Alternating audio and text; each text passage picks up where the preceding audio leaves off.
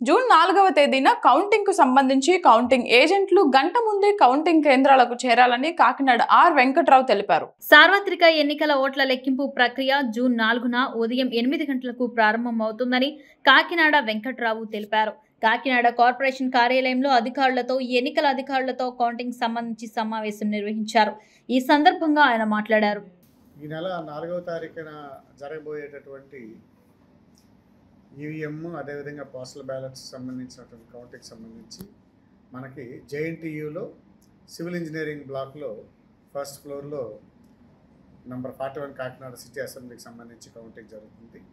దానికి గాను ప్రతి కంటెస్టింగ్ క్యాండిడేటు 14 మంది ఈవీఎం కౌంటింగ్ టేబుల్స్ కౌంటింగ్ ఏజెంట్లని, అదేవిధంగా నలుగురిని పోస్టల్ బ్యాలెట్స్ కౌంటింగ్ టేబుల్స్ దగ్గర 4 ఏజెంట్లని, అదేవిధంగా ఒకరిని ఈటీపీబీఎంఎస్కి సంబంధించి వాళ్ళు అపాయింట్ చేసుకోవచ్చు.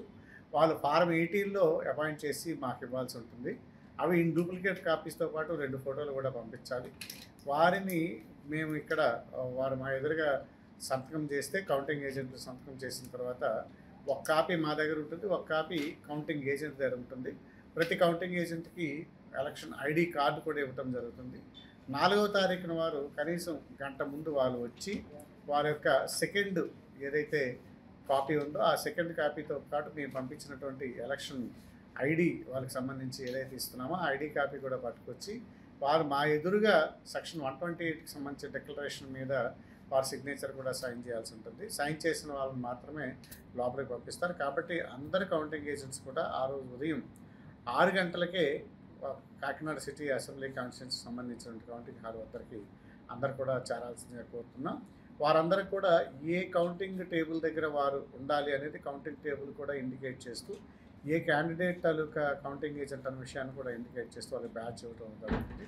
దాని ప్రకారమే వాళ్ళందరూ కూడా ఆయా కౌంటింగ్ టేబుల్స్ దగ్గర వాళ్ళు విధిగా హాజరు కావాల్సి ఉంటుంది.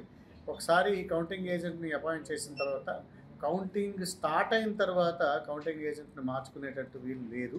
కాబట్టి ఈ విషయాన్ని కూడా అభ్యర్థులందరూ కూడా గమనించాలి. అదేవిధంగా ఆ రోజు కౌంటింగ్ వచ్చేదానికి గాను ట్రాఫిక్ రద్దీని ఇతర శాంతి భద్రతలను దృష్టిలో పెట్టుకుని జిల్లా పోలీసు వారు కొన్ని సూచనలు చేస్తూ వీడియోని కూడా రిలీజ్ చేయడం జరిగింది. దాని ప్రకారం కూడా అందరూ కౌంటింగ్ ఏజెంట్లు ఫాలో అయ్యి పోలీసు వారికి అదేవిధంగా జిల్లా ఎన్నికల ఏదైతే కార్యాలయం ఉన్నట్టు నిబంధనలు ఏమైతే ఉన్నాయో జిల్లా యంత్రాంగానికి కూడా అందరూ కూడా సహకరించాల్సిందిగా కోరుతున్నాను.